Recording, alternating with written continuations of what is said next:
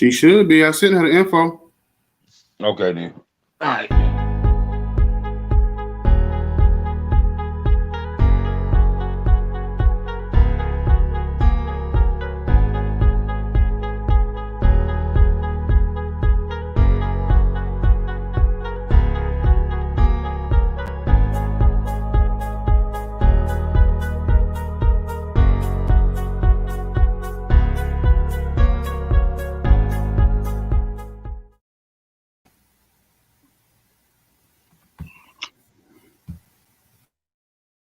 Touchdown! 910 Sports with Icon E and Jacob the Great.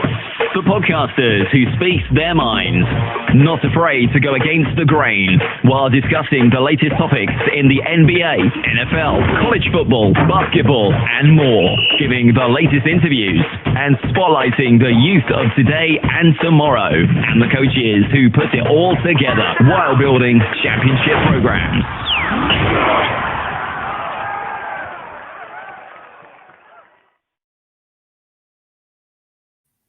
Good morning. This your boy Icon E, and we here this morning on N910 Sports. When I got my man Jacob, the great, the Mr. Personality himself in the building. You know what I mean? What's going on, my brother?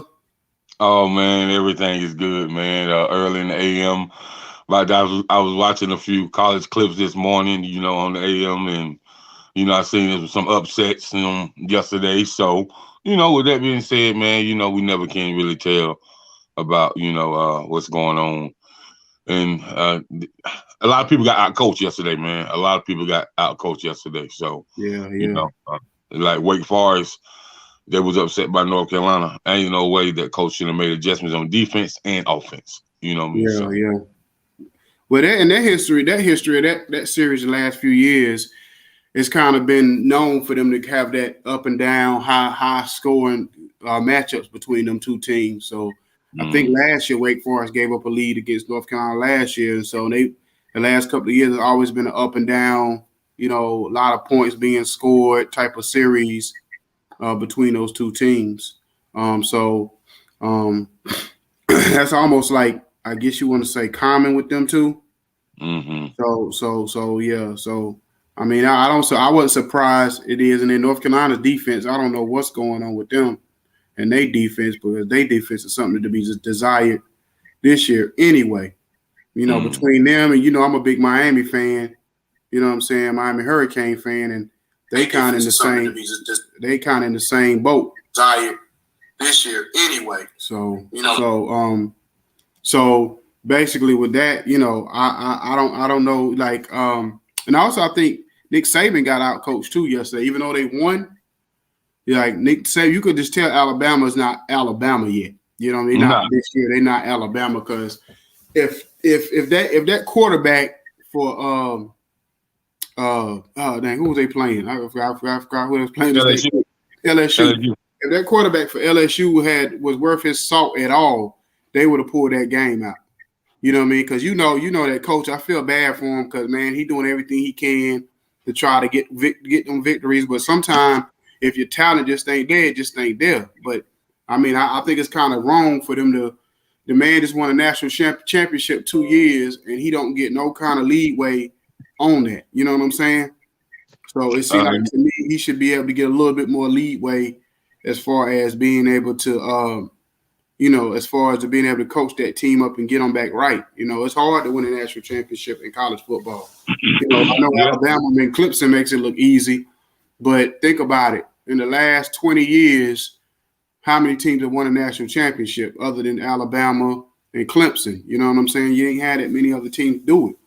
So for these coaches to be getting fired after 2 years or whatever, you know what I'm saying, that 2 years after you won a championship, it's ridiculous to me. It really is, because then you got to think too.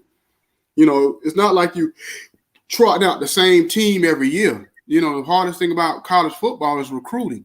Everybody's not great recruiters.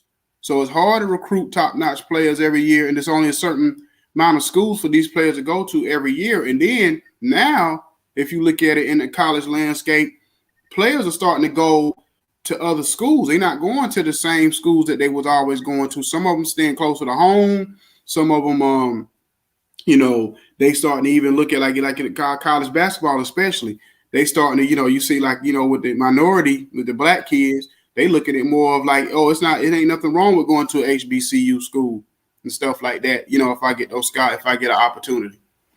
So, you know what I mean? So I just think that, so it was a couple of them cool. Who else got Michigan State? I kind of wasn't surprised because I know they was talking about that yesterday on the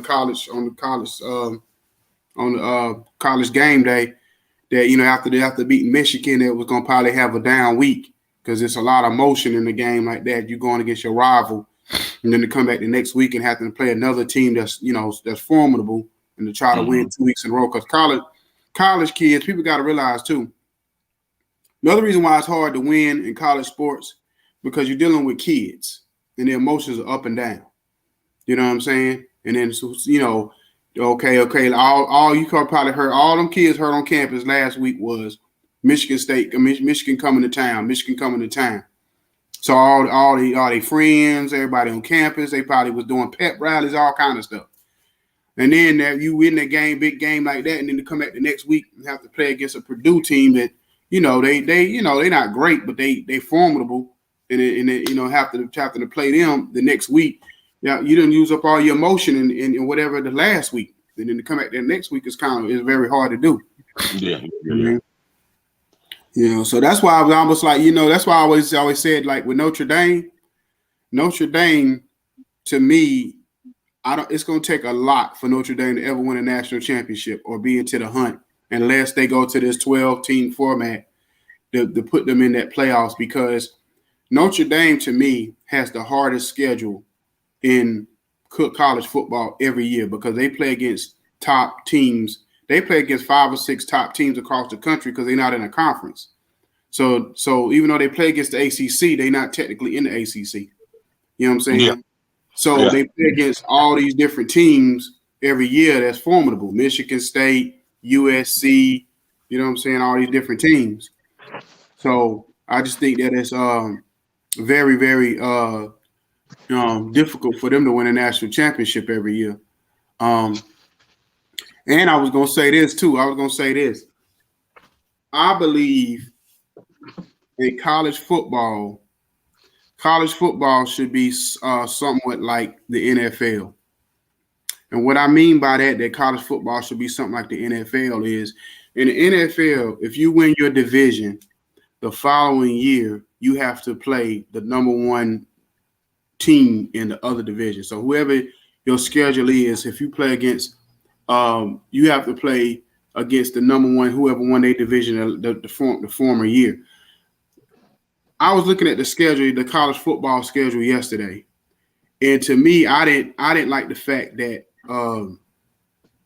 I seen so many games where top teams was playing against these cupcakes. Like I think Alabama played against some small school out in the middle of nowhere, and I'm like, I think a team like Alabama shouldn't be allowed.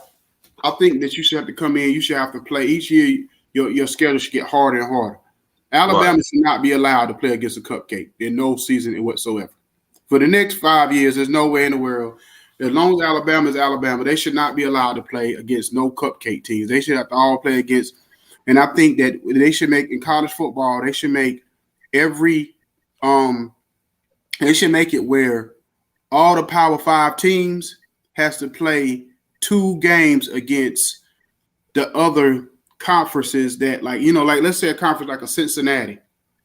I think the Power 5 teams should have to play against teams like those, because it's a shame like a Cincinnati, it may come down to the final week of the season, and because they haven't played enough big name teams that they may not be able to make it in the Final Four, and they may go undefeated.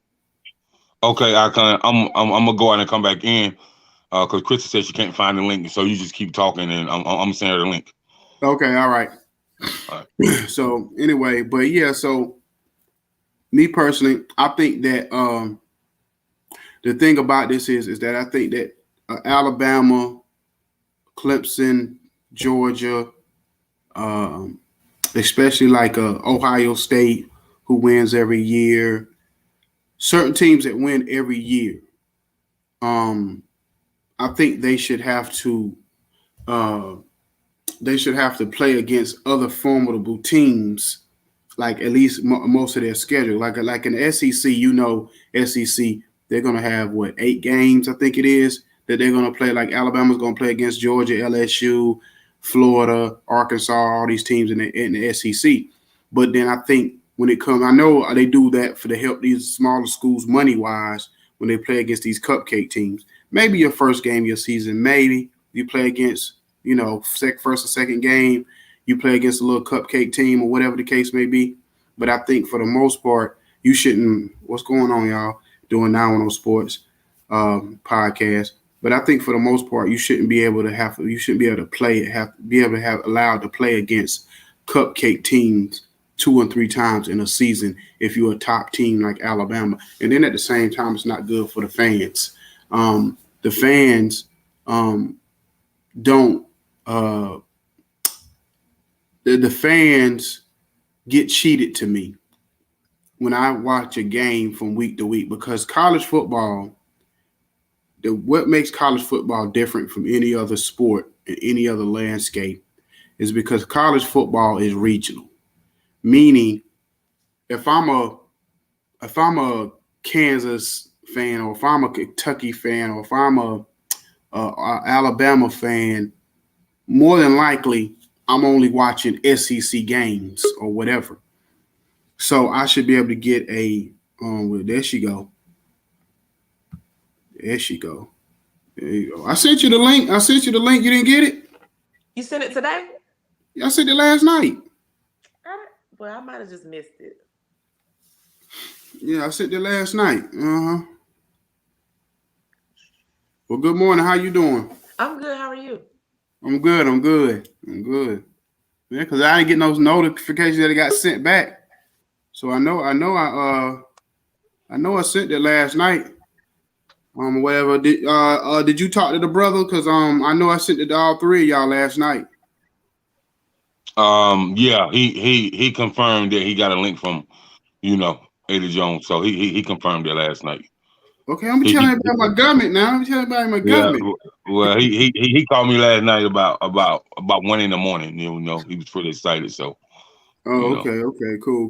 Yeah. But what I was saying was, Crystal and Jacob, I was saying I feel like in college football should almost be like the NBA, NFL. You know how, if let's say you win your division, you're the number 1 seed. So the next year when your schedule come out, they number 1 seeded teams from last year. If you play somebody from a different division, you playing that number 1 seeded, that number 1 seeded team from the last year. So they're somewhere on your schedule. So you have it where you play you play a whole division, but then you might have a couple of games in the season where you play against. It's not part of the division type schedule where you play the other whole team's whole division, but you have those couple of games, but it's against the number 1 seed from the last year. Mm-hmm. I think in college football, Alabama should not be allowed to play a cupcake team. No. Never. I should not. No, because I'm looking at yesterday, right? And they played against somebody Northwest out of the middle of nowhere that probably nobody ever heard of unless the people that live in that city or whatever that state. I'm looking at myself, this late in the season, this is the only thing that bothers me with college football. College football, we should get more than 1 or 2 marquee games a weekend. You know what I'm saying? Sometimes we do. Don't you think but sometimes we do? Barely. Like the beginning of the season, which doesn't make any sense to me. Okay, the beginning of the season, we get the 2. We might get like a Georgia versus a Clemson or something like that. Beginning of the season. You know what I'm saying? First game Labor Day weekend. But then it seems like to me, after that, after maybe the first 2 weekends, we get a drop off. But then all of a sudden, you start seeing all these teams, top teams, playing against these cupcake teams. Now I know they do it for the money to try to help these schools out. I get it. You have a couple of games in there like that. But if maybe Alabama maybe one game like that, but no, Alabama getting about 2 or 3 of them a year like that. You know what I'm saying? Where they get a roll game where they just don't even have to show up. They could literally throw their third string out there if they really wanted to. Well, actually, Icon, and by no all means, I can never be a Gamecocks fan. I don't like the lame cocks. So, but the lame cock schedule is better. Is more extensive and more exclusive than Alabama schedule. It has always been. You know what I mean? Alabama has one of the weaker schedules in the SEC conference. They always have had. You know what I mean? So, and I disagree. USC if you look at how is USC's schedule more difficult than theirs? Or you mean their outer conference is more difficult? Yes. Okay. Oh, you said South Carolina outer conference is more difficult than Alabama's? Yeah. Alabama won't invite a team like a Penn State. They won't invite a team like a Michigan State. So they're afraid to lose it. They're definitely not going to invite Ohio State. You know what I mean?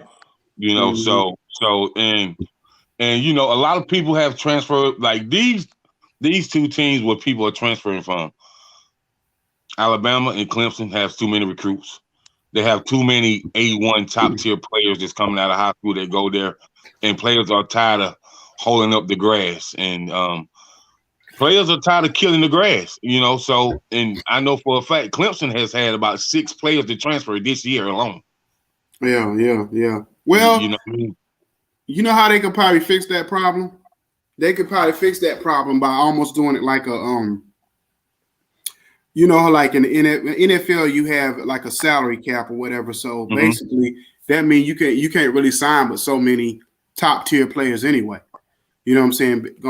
So I think in college football, if they really want to make it balanced, to say that you can't have but so many five-star recruits per, like across the landscape, it should be the same amount of 5-star recruits per team. If they really wanted to make it, no, I'm just saying if they really wanted. Now, I'm not saying to do that.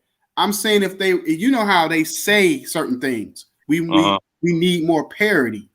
But I'm saying if you really wanted more parity, then you could say then let's say that Alabama got the top, like maybe 10 of the top 20 best players. They still getting five-star recruits. They just not getting all of them. You know what I'm saying? They just not getting, they're not getting the majority of the group or whatever the case may be. But what I'm saying is if they broke it down and said, okay, across the landscape, you know what I'm saying? Like each school could only get a certain amount. You can't go past this number. So if you get 5, because I think, they get, because if you look at it, you might have like 5 at Alabama, then they get like 10 4-star and whatever the case may be. So if you say, well, you can't have no more than this number per school, even if you get the top 5 or whatever, you can't have but so many if that's really what they really wanted. But I know that they just talking out both sides of their mouth. That's not really what they want in college sports. You know what I'm saying? They want whoever makes the money to be able to get all the players. You know what I'm saying? That's what they really want. Okay. Well, I mean, as far as, and then when you talk about recruiting, man, this is going to be interesting, and I need Miss Wi-Fi to chime in on this one right here. This is going to be very, very interesting. What you call him, Mr. Wi? Call him Mr. Wi-Fi? Miss Wildfire, Wildfire. Okay. Yeah, because she gonna debate what you say. You know what I mean? She gonna reiterate the whole conversation, and she gonna stand on what she believes in. She gonna stand beside it. She gonna stand on it, and she gonna stand on top of it. You know what I mean? So that's why I call it that. Just to break that down for you. So we have Division 1, we have Division 2, we have Division 3. So what would be the recruiting process to make? I know every player want to go Division 1. That's the theory. Like, you're not great if you're not Division 1, but I say that's a lie. You know what I mean?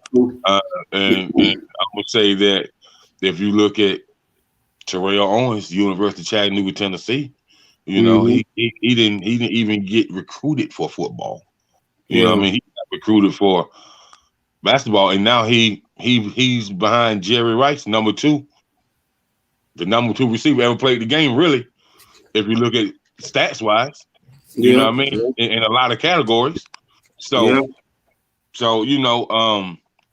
I say, what does Division II, Division III have to do to compete with Division I as far as recruiting and getting players to play? Not the players with the dog food grades. You know what I mean? The dog food grades. Yeah, man. Not those type players. I'm talking about the players that don't have to go to JUCO, that can still get into great schools. Just like, you might. It's some standout players in the NFL, NBA, and Major League Baseball that went to Division II, Division III schools. So like with that being said, what is the recruiting plan?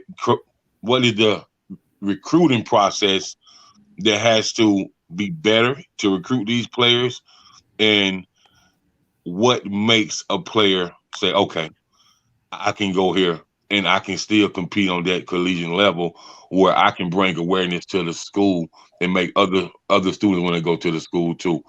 Like, so what is the process of that? Krista, you want to chime in? You can go ahead. Okay, well, it's funny you say that because, not to kind of like, make it sound arrogant or whatever. But I created this show because of those type of the exact scenario. Because, like I said, in my hometown, it was a kid there, Jaden Haskell, Bradley Haskell, who basically is a great player, and he's winning all kind of accolades across the state. But because he came from a program that wasn't nationally known or really like on the map in the state, he ended up going to a smaller school. Not to take nothing away from the fact he went to North Carolina Pembroke or whatever. Not to take nothing away from Pembroke. But at the end of the day, when I seen this kid play, because I remember hearing about him, and when I finally went to go see him play, I said, man, this joker bit better than advertised. And that don't usually happen. Like, a lot of times you go finally see a kid play and they might play average and not play that well. And then when you finally see him in person, you know what I'm saying? You like, man, this dude better than advertised. You know what I'm saying? Because I remember the first time he was seeing Terrell McIntyre play. And he came to our school because he went to I think Richmond. He went to Richmond, or whatever. Yeah, or whatever. And when I finally seen him play in person, he had an average game that game. Not to say he wasn't a great player, but when I actually seen him play, he didn't play up to Terrell McIntyre's standards. But this kid, when I seen him play, he was every bit as good, and he probably about AI size, you know what I'm saying, or whatever. And he dominated the game. Like everybody out there was probably the other team. A lot of their players averaging like 6'4", 6'5". He's probably all a bit of maybe 5'10", 5'11", and he dominated. I mean, when I say dominated, he dominated the game. Like if you was a scout, he would have stood out to you if you didn't even know who he was. You knew exactly what you were looking at. So my thing is, and I think, and when I talked to his dad, he said the coach didn't let them play outside of the system. He didn't let them play travel ball and AAU ball. So I think a lot of it comes from the coaches. Yeah, exactly. So I think a lot of time it comes from the coaches and the program itself doing a better job of putting their team out there, like putting resources behind it where they can travel, out of the area and maybe even out of the state on a couple of games to be able to get seen in a national light. Because if you look at, a lot of these schools, they'll go from, a California school may go and travel to Texas and play a game, maybe that once a year just to get that exposure. So I think a lot of times it's about the way the program is ran and how they promote their kids outside of that situation.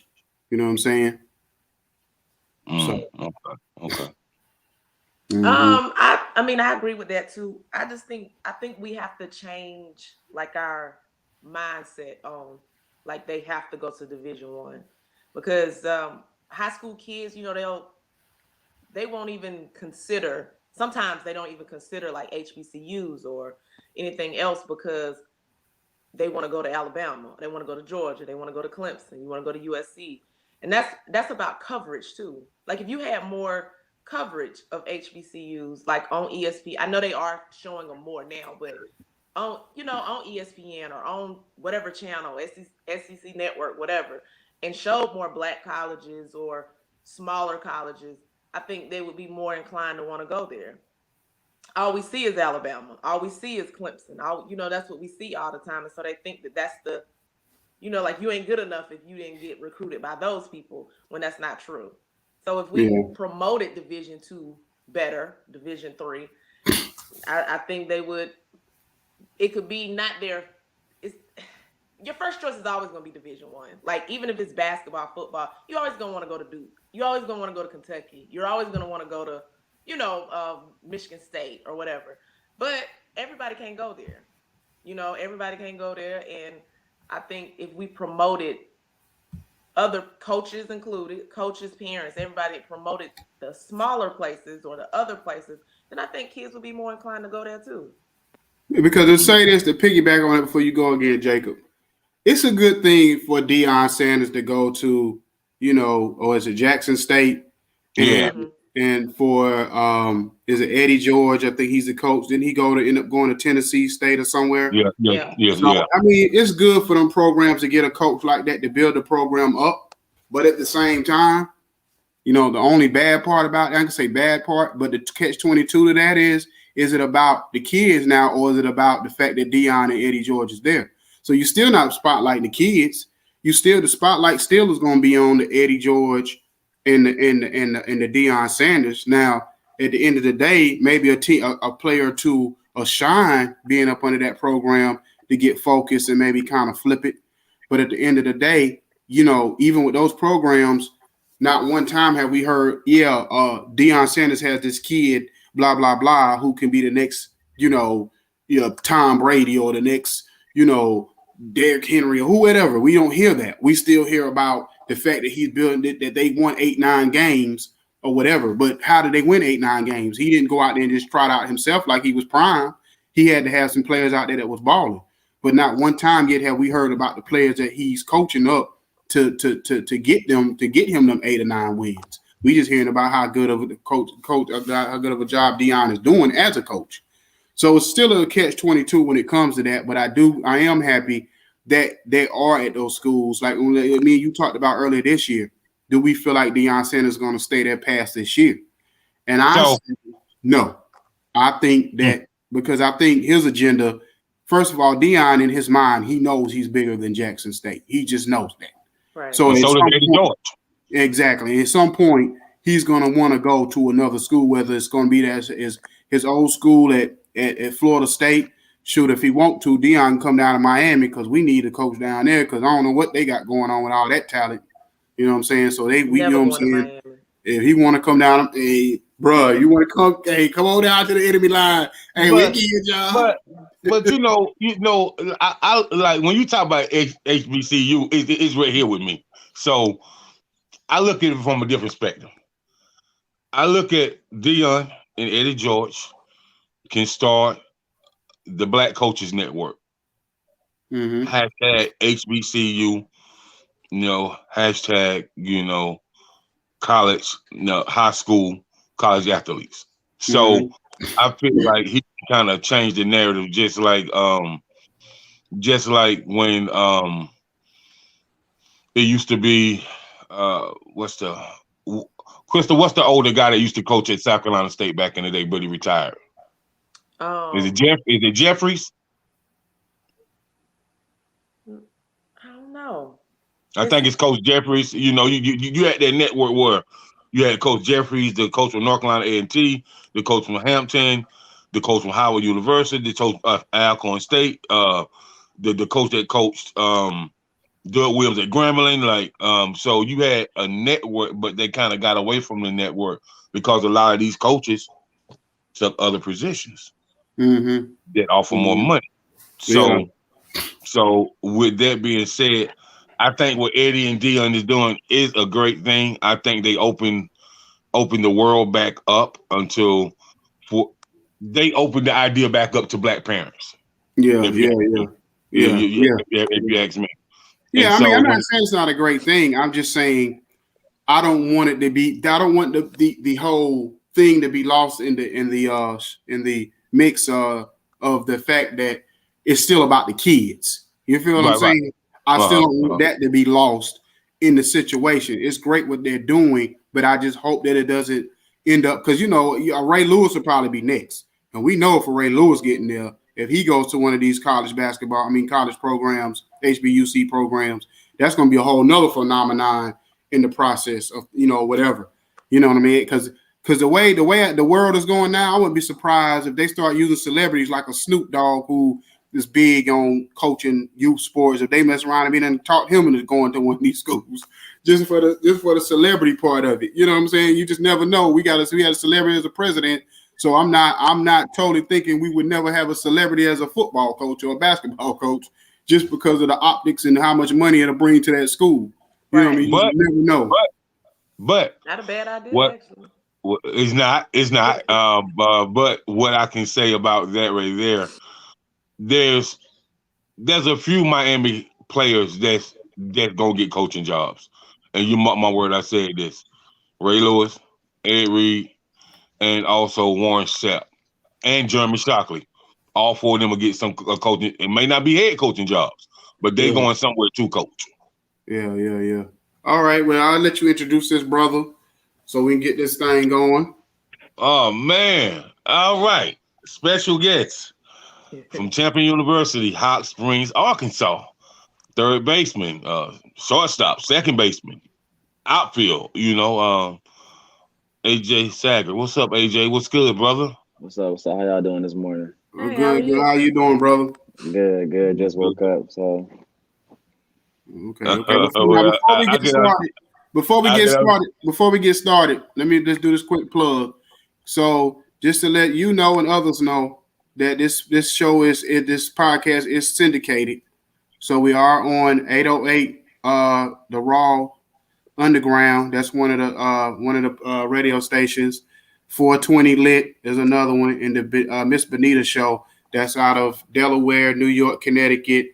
The 420 Lit show is out of Atlanta, and the 808 Raw Underground is out of Orlando. So I just wanted to plug them in, and we are here on CEV Sports. So that's a different. If you wanted your buddies and friends to go back and watch this, you can get with Jacob after the show, and they'll be able to tell you different platforms, of course, Facebook and all that we did. They can go and look at this show. But anyway, take it away, Jacob.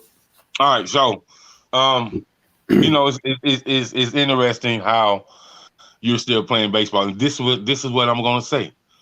My father used to preach to us, "Don't get out of baseball." You know what I mean? When we got out of high school, coach influenced us to do track, and a lot of us that grew up playing baseball from 6, 7 years old, we didn't play no more after high school. But as I listened to him way back in the day, and didn't realize, how baseball players stay so much more healthier than basketball players and football players, man, and it's the biggest form of money when it comes to sports, period. You know what I mean? Yeah. With that being said, I wish I had stayed playing. But let's get back to you. So man, tell us about you as a baseball player, man. Like, when did you start in, and how did you come to love the game so much? To be honest, I started playing baseball around probably about, I'd say like 10, 12, so kind of late for like most baseball players. Like most people kind of start playing baseball like from like T-ball, something like that. So I kind of started like around like the middle school time, whatever, because when I was little, for real, I thought I was going to be a football star, to be honest. But I got hurt too much to play football, so they introduced me to baseball, and I just kind of stuck with it and went from there, and then now it got me to where I'm at right now. Okay. So when you first started playing baseball, man, how was that for you? Like, how did you adjust with you never playing baseball? Like you said, because most people grow up playing T-ball. So what was the adjustments that you had to make first as far as the physical level? And, baseball is a very unique type game, man. A lot of eye coordination. Eye coordination. So, how did it work for you when you first started? I mean, it was difficult at first. I know I can remember when I was little that I didn't really want to do it because it's kind of hard just going from one.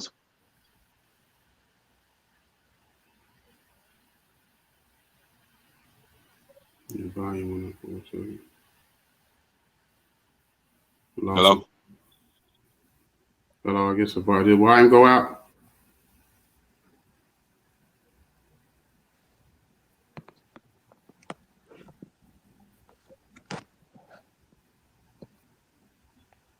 He'll come back. He'll come So, back in. so what do you guys think about the game of baseball? Well, You know? I played baseball as a kid. I played when I was I started off playing what you call it, pitching machine baseball. Oh, here we go. Mhm. Yeah. You All right, back? I'm back. Y'all can hear me? Okay. Yeah, Yeah, yeah. I can hear you. And Okay. so we was talking about the transition, as far as baseball and the physical attributes, that you have when playing baseball, especially, the eye coordination. Baseball, you got to have a lot of eye coordination as well. So, so tell us about that transition to when you first started, man, and like how you kind of gravitate and cause some people try to play baseball, but it's just not for them. So how did you figure out that like the game of baseball was for you?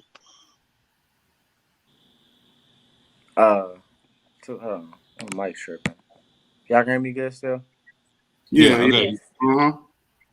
Okay, it's tripping on y'all side, but you had asked a question about transferring from football to baseball, right? Yes. Yeah. Okay.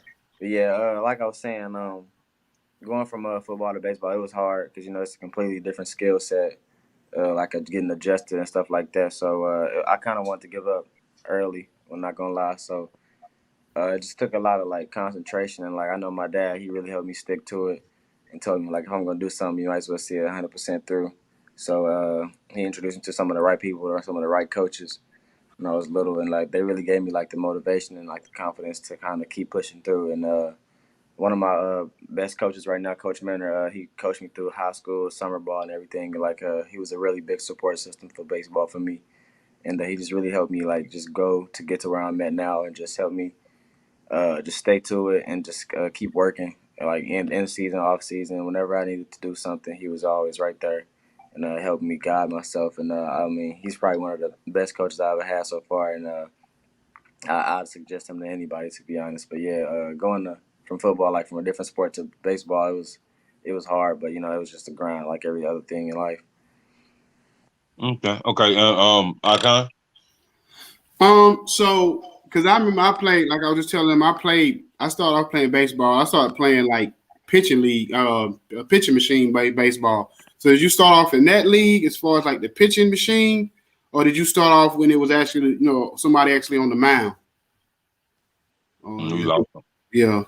But yeah, that's where I started. I started off on pitching machine baseball, and I'm not gonna lie, baseball, like he said, I played baseball, basketball, football. I played all that as a kid, and baseball was the hardest sport, period, because not only just from hitting the ball, but learning how to catch a ball, especially like if you're in the outfield and that ball coming at you, you know what I'm saying, and you gotta adjust to understand how to catch that ball when the ball is coming to you and knowing exactly where to stand at on the field.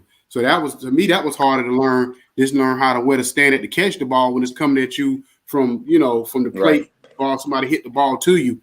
So did you play pitching league ball first, or did you play with somebody on the mound first?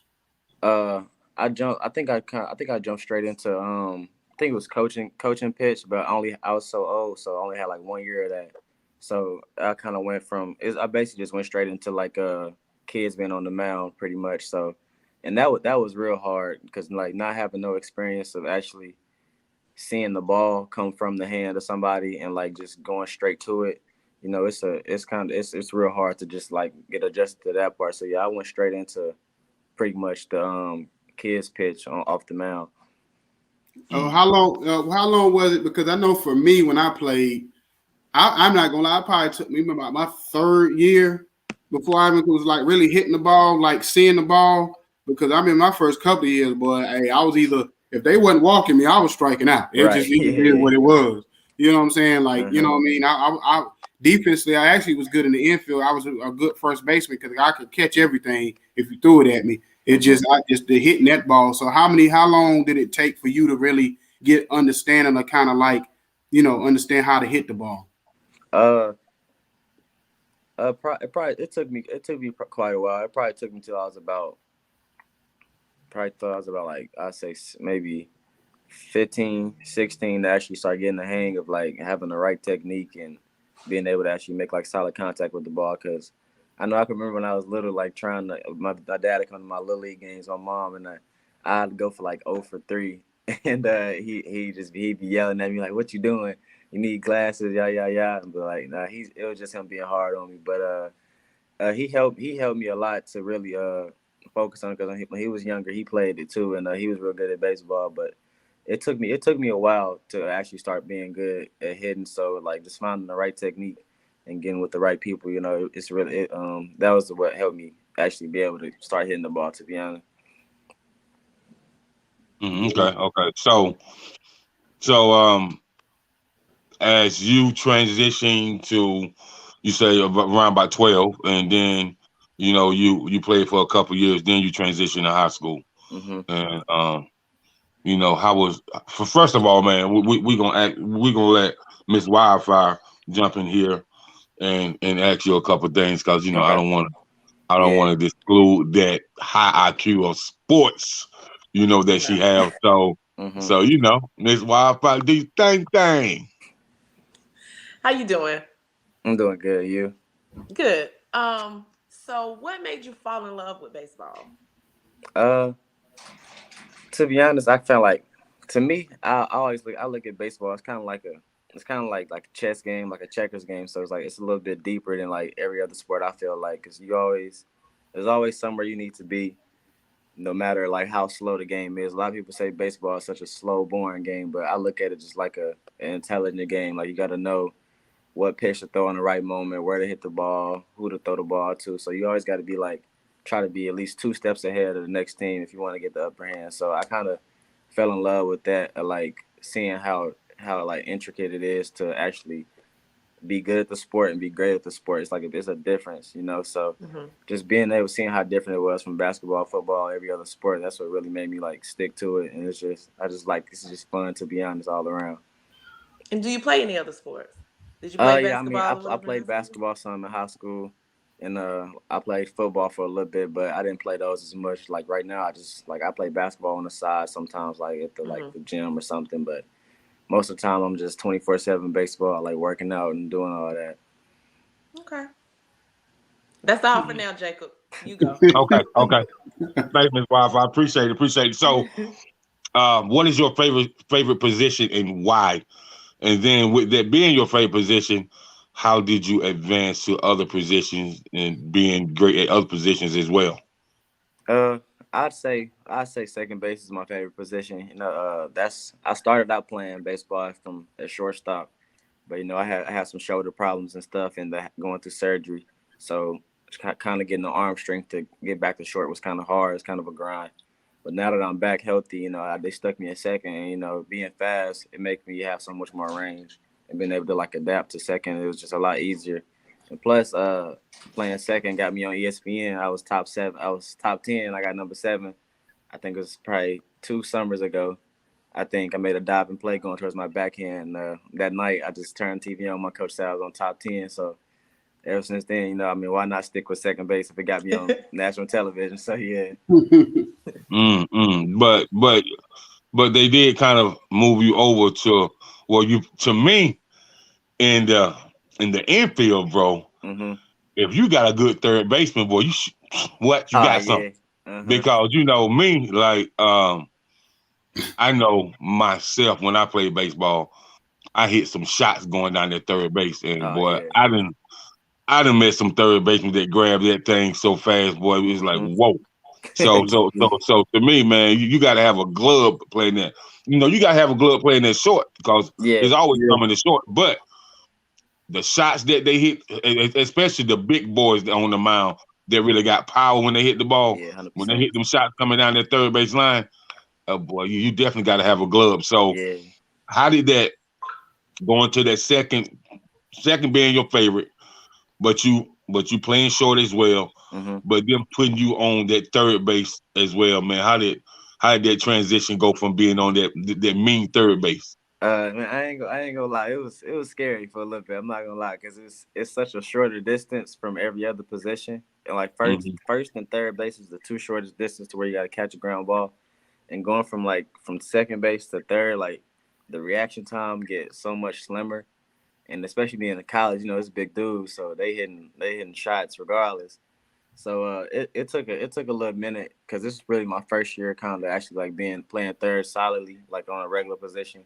So it took a little minute to kind of get used to it, but just part of being an athlete. You just got to get adjusted to certain stuff, and it's actually kind of funner. Like I'm kind of falling in love with a little more than second, but I don't want to, because I don't want to lead second. But third, I'm actually liking it, because you get to it's a lot more like just quick reaction backhands and highlights and stuff, and you just get to make cool throws. So it wasn't too bad, but I'm actually like it. I don't hate it, so I actually like it though.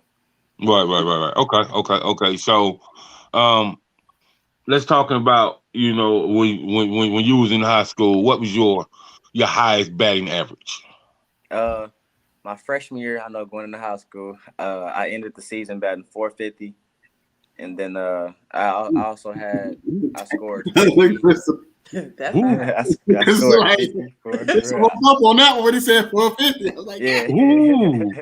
I everything you get 450 in baseball. Yeah, I grinded to get that good. That was a shout out to my high school coach. We worked real hard before my freshman year. But yeah, my freshman year. Okay, hold on. Before you keep going, I just want to say this, and this is what kids got to understand with baseball. You can hit. Think about it. Baseball is the only sport that you can hit under an average number, like in high school, like grade wise. You got to have a 70% on your grades, or basketball if you're not shooting 50% or like at least 40% from a three, or 50% from 90%, 80% from the free throw line, then you consider average. But baseball is the only sport where you could hit 300, which is like 30%, and could be considered great and get paid $10 million. Yeah, that's what I'm saying. If kids realize that, like, look, even kids, if you don't feel like you can even super excel, if you're an average baseball player, you're gonna make $10 million. But continue. Yeah.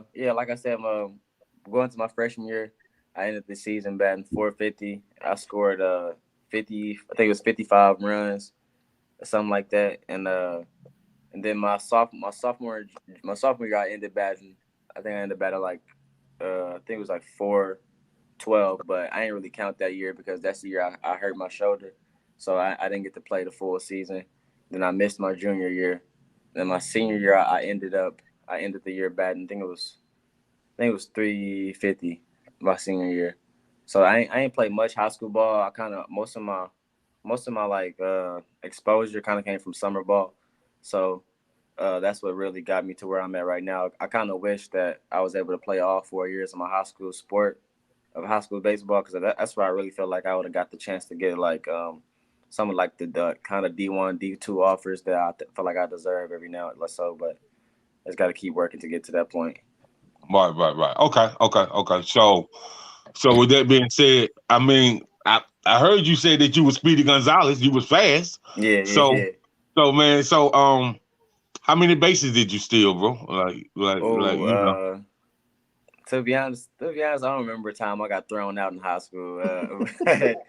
In the summer, I still about probably we played about 60 games, 62 games in the summer. I probably stole about 15 to 30 some bags every summer. So it was fun, stealing bases. It's just it's a rush. That's a lot of stealing. You know what I'm talking about. Even on the major league level, they play 162 games, and the top runner probably maybe 35, 40. Yeah. You know what I'm saying? What's the record? I gotta look up to see what the record is. I think it's Ricky Henderson. I know he got the most in a career. I think he got the most in a season too. Yeah, I know. Oh wow, I know Crystal O.C. Murdoch that she looking it up now. I can tell. You know I am. Yeah. It's funny you say that, man, because you know, my both of my brothers are, I can say, they bigger baseball fans than me. I'm a fan, but I like that gridiron. Yeah. I like where you have to go and let your mama rub your back and nurse you. Yeah, Yeah. that Yeah. gridiron. I don't blame you. But when people talk about baseball, I just got to bring up prime time, bro. Mm-hmm. I mean, I seen him hit a shot to Nolan Ryan. Nolan Ryan caught it. And before Nolan Ryan did that right there, Dion was across first base. So I'm just thinking, bro, you still bases. How fast do you have to be for a person to hit a shot to you? And before you get your hand up to throw the ball, they already crossed first base. It's really just some people got it like speed. Some people got it, some people don't. But you can always work for it. But sometimes speed just a guy. It's just a gift. It's just a gift from God to be fast. So, but sometimes it's technique. Is just being able to take off right, and it's really like about foot drive and just taking off. But yeah, sometimes most of the time I just look at it like speed, just a gift from God. You either got it or you don't. Have you ever You know, timed yourself? Ever what? You ever timed yourself like in a 40 or whatever? Yeah. The last time I think the last time I timed myself, my home the first was like a the 4.21, something like that. 4.21 seconds. And then my 60 was it was a 6.68 or something like that. So it was decent. I'm pretty sure I've gotten faster since then because that was like You said 2 years ago. 4.2. If that 4 and a 40.2 ain't no decent. You know what I'm saying? yeah, bro, you moving. You moving. Right. You moving. And I just want to say this. I heard Darryl Strawberry say this about Deion Sanders. Mm-hmm. He said that what people don't understand about Deion Sanders stealing bases, he said anybody who has ran track in high school or collegiate, the running technique is different and they know how to breathe when they run. Now he said like a lot of people that run, it's just based off, they're fast. It's physical. But when you physical and the running techniques and you know how to breathe when you're running, he said that's a whole different level. And he said that's why he feel like people didn't really understand the fastness and the physicality of Deion when he runs. You know what I mean? Mm-hmm. So they said that Deion, he ran track. He was and he had those physical attributes and he ran track, so he knows running techniques and he knows how to breathe when he runs. So with saying all that, man, that's a different aspect of running. Wouldn't you agree? Oh yeah, 100%. Yeah, having some track experience, I wish I ran track. Well, I don't wish I did because I always thought track was kind of a hard sport because it's a lot of running. And I get tired quick. I get tired quick. I ain't gonna lie, but yeah, I wish I kind of ran track because having that technique to know how to sprinting is a real deal, like technique, like having the sprint technique to like foot drive and all of that. You really take off. It's a different type of fast. Being able to having to run in track and transferring into a different sport, it help you stay above the game so much. Right. So another question, man, is like who are some of your biggest influence when it comes to baseball on that collegiate, level, as far as pro level, collegiate level? Like, are there any baseball players that you used to watch in college that's in pro now? My brother had the chance to go to school with, I think his name is Orlando Hudson. Mm-hmm. They used to play for the Rockies. Right. Yeah. Yeah. So he started out at JUCO, Mm-hmm. Spartanburg Methodist Community College. So he started out at JUCO, and then he went to USC Spartanburg, I believe, and then he went on to the league. So, he was just telling me the workout plans this guy did. Like this, he said this guy when they was in school, this guy used to jog about 3 miles in the morning and 3 miles in the evening, and he used to work out, like every day for about 2 hours a day in the gym, and he had, he had like a personal baseball trainer as far as throwing the ball, as far as the agility in his legs, and as far as how he should dive, or or the technique of throwing the ball. Cause my cousin William Thompson was a pitcher, and he was up in the minor leagues. Well, he was out in Spokane, Washington, but that was a part of the San Diego Padres. And not knowing the technique of throwing, he threw his rotator cuff out, and he never played baseball again. Dang. Yeah, he never played baseball again. So it's a lot of techniques when it comes to baseball as well. And so, tell me about. We're gonna jump into St. Louis Community College, and then we're gonna jump at where you at right now. Okay. So tell me about that experience with St. Louis, Community College, and that's a JUCO. Yeah, yes, it's a JUCO 2-year out of St. Louis, Missouri. I Okay. went there. Yeah, I went there coming out of high school, and the first year there, it was a big shocker. I'm not gonna lie, coming out of high school, you kind of got the big head, and you're gonna be the big man at campus everywhere. And playing JUCO, it's full of dogs. It's all types of D1 bounce backs. It's kids from all over the nation that come JUCO. So it's a fight. It's a fight for your spot everywhere. But my first year, I came in pretty good, and I felt like I played pretty good. And but I didn't play my first year. I redshirted, medically redshirted, because I was having shoulder problems again. So I just kind of went through therapy a lot through my first year, and just really focused on getting my minor skills down and being able to come back for the next year. And then so my sophomore year come, it's kind of a new team, but some of the same guys that I liked. I liked it there. The atmosphere there was good, but I worked hard there nearly every practice, every day. I ain't never take a day off there, but me and the coach, we kind of didn't see eye to eye. Only got one. I got one at bat there, hit a double off the wall, and never saw the field again. So being there, it was kind of a letdown. After I was kind of confused. I was like, am I not working hard enough? Why am I not getting opportunities? Because it was guys ahead of me I felt like they was playing the field, and they'd make 3 or 4 errors in a game, and I'm just sitting there on the bench, not even getting the eye looked at me. So it kind of hurt my spirit a little bit. I felt like it was probably my time to give up baseball.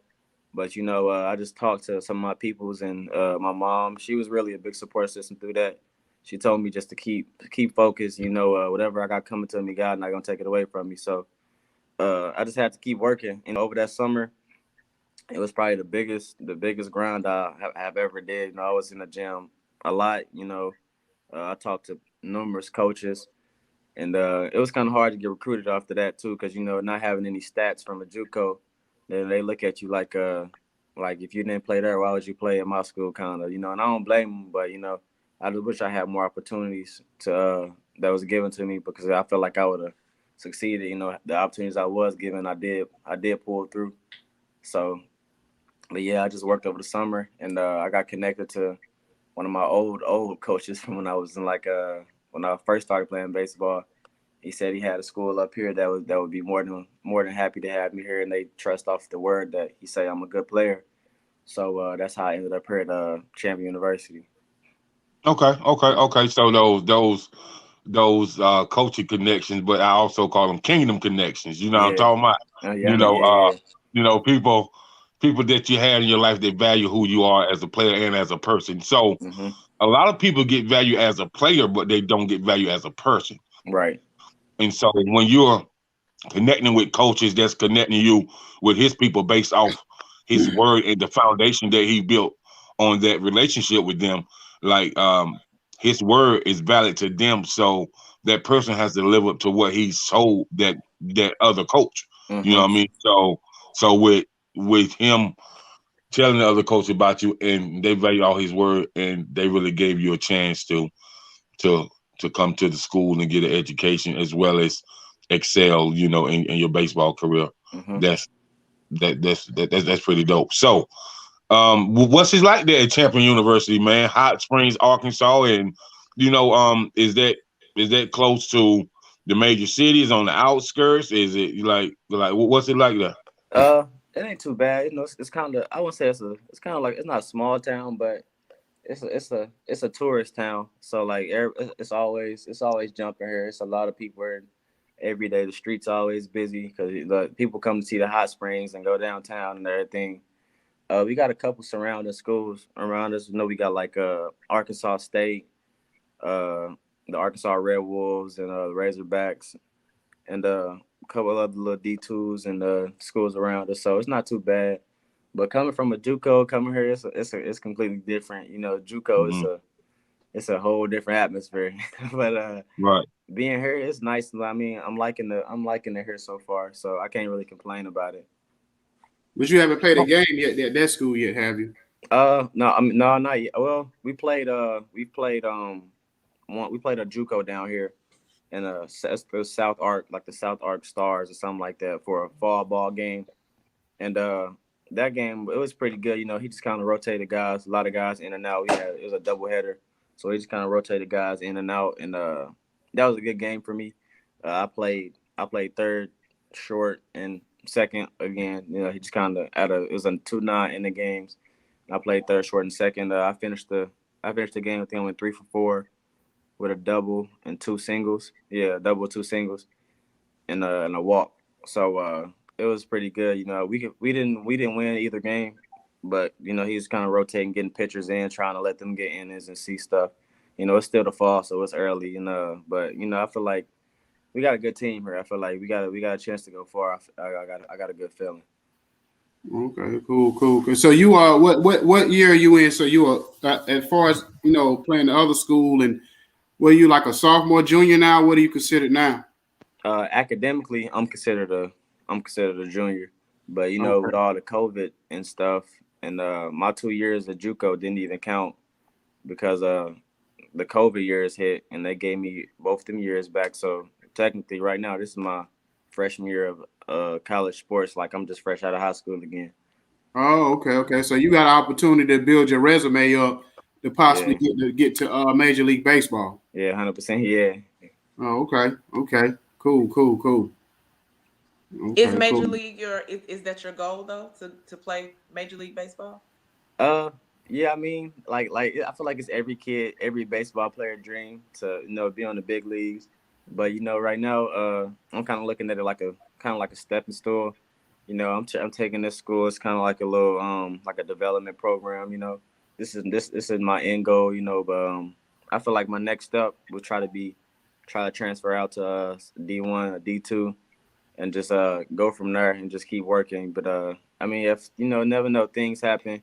It's all about getting exposure. So if I get the right exposure and God bless me enough to where I'm able to see the big leagues, I'm not gonna turn it down. So Right. yeah, I just got to keep working. But right now, I'm just kind of looking to go to like D1, D2 after this school.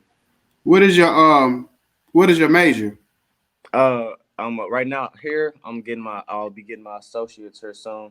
So, but after that, I'll start getting my it's physical therapy assistant and athletic trainer. So that's what I'm a major in. Okay, so you can still be around the sport, you know what I'm Mhm. saying, either way, no matter what. So that's a good thing that you picked a career where you can, always be around the sport if necessary if you don't make it to the big leagues. Because I think that's a lot of times with kids or whatever, your age or whatever, when they go through the sports, their whole focus is to get into that next level. And then when they don't, what's the end goal? What's the Right. plan? Even if you do get to that next level, Mhm. you still got to have an out plan because, Yeah. baseball is one of those sports you can play 15, 20 years, but at the end of the day, even when you 40, you still gonna have to have a way to make some money after you because you still at some point, if you play 15, 20 years, you still gotta pay for that mansion you probably bought while You you got playing in the expenses. cars. Yeah. Still got them expenses, and a lot of times, I think nowadays, this generation coming up, they've done a better job of understanding that. Whereas maybe 20 years ago, even 10 years ago, a lot of the players didn't understand that. That's why you see a lot of these players do stuff like get caught up in these government schemes and scams and stuff and get caught up. They don't understand, like, okay, after the lights is off, you know, I still got to pay for this Bentley, or I still got to, you know, take care of this 20-bedroom mansion and all this other stuff. And then the thing, and now this one thing I wanted to ask you too, other than your parents, what kind of support system you have? Because I think that's very important for when as you grow as a player and as an athlete, as a person. You know what I'm saying? Me and my brother was talking about this all day. I can tell you who you are by the people you hang around with. So basically, what is your support system of people that's around you besides your parents that keep you going? You know, I got family that's not even I got family that's not even blood. So I got some of my closest friends. I can call them up at any given moment, and they'll talk me through whatever, and just listen and give me the right. Let me hear hearing the words from certain people. You know, I got coaches that like I'm tied into that'll break, like that'll give me the clothes off their back if I needed them, and it's all about just the connections I got from all over. I got friends we went to the World Series 2 or 3 summers ago, and you know we had to stay with like host families, you know, and I still talk to my host family from 3 summers ago. You know, they say if I ever need anything, I can always call them, and if I ever come back out to Jamestown, New York, I'll always have a place to stay. So I say I got a pretty sturdy support system from all types of connections. You know, I got close friends, I got families that'll do anything for me, and those support systems that I do got. You know, I try not to rely on them too much. You know, I try to kind of get stuff on my own, but you know, I always know that if I do need somebody to fall back on, or that I do need like that reaching out hand, that they got it, it's there for me. So having that, being able to know that I have that in the back of my head, it kind of helped me work harder. So yeah, I got plenty of connections. I got plenty of connections. So are they to kick you in the butt support system too? Because the reason why I say that is a lot of people, when they get to another level, they have a bunch of yes people around them, and that's the worst you can have. You need that person like, look, AJ, you messing up, or you know, you should do this, or if they see you kind of getting off the track a little bit, they kind of like kick you back over. So who's that person, or who's that person who gets you back straight whenever they see you, you know, messing up a little bit? I could say my high school coach, Coach Minner. He always like, he can see me. He can, like, so I don't know. He just different, you know. He can, like, I don't know if he can sense it or what, but I know, like, whenever I feel like I'm down or something going wrong, I can always see my phone dinging and going off, and he texts me saying like, stay focused, or like, how's school going, like, what's going on, yeah. So, you know, Coach Minner, he's a different. He's definitely the one that keeps me online. That just the remembrance of having him as a coach, it tried not to even let me get to that point to where I want to steer wrong. So having Coach Minner has really shaped me into the player I am today. Like, I don't even like try not to stay away from so much that it, like, the idea of even trying to mess myself up, you know, can don't even come to mind, because, you know, my mom and plenty of people tell me, you know, it's all about being in the wrong place at the wrong time for that one moment, and you know, the rest of your life could be gone from that point on, and or you could be just ruin your career from one 10-second moment you had trying to have fun too much, or just being around the wrong crowd. So, you know, having Coach Minner, just know he really tells me a lot, and the things that he says always stuck in my head. So he really is the one that kind of keeps me on track even when he's not here. Okay. That's good. That's good. Okay. So, AJ, we discussed briefly on the phone about you running some youth camps. So, are you still gonna run some youth baseball camps this summer?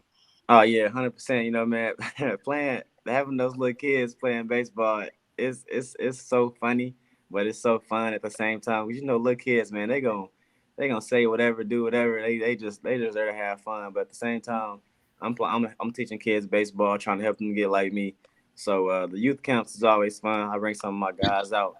You know, we'll do like little drills, like kind of like a 3-day thing, or I do one-on-ones with kids also. But the last camp I did, we did like a little. It was probably some years. It was probably last summer or something before last. You know, we did like a little 3-day span, and we'll like work on hitting one day, throwing the next, and the third day we'll kind of tie it all together, and they'll have like little games and stuff, and at the end of the camp, do like a little wiffle ball game or something, just to like kind of throw the edge off, so it's not all about just the focus, it's about having fun at the end of the day.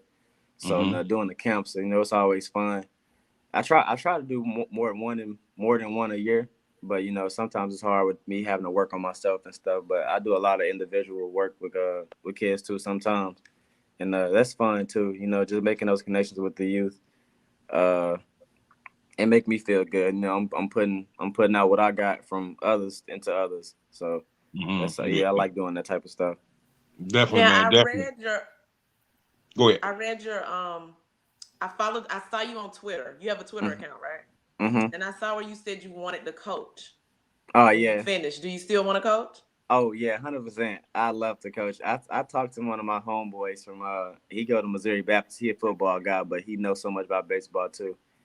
I talk to them all the time, and just having we talk about ideas of wanting to coach and just like uniform ideas, team names and stuff like that. So I know the opportunity for me to coach is there. I can call up a numerous of coaches, and they'll be more than happy to have me to come help out and just go under their wing a little bit.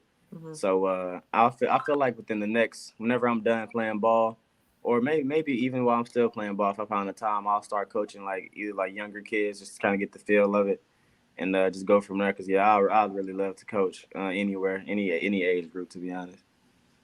No, that's good. That's good. So, I mean, look, man, brother, I already see that you're a great young man. Thank you. I see that you have a great future, no matter what it is.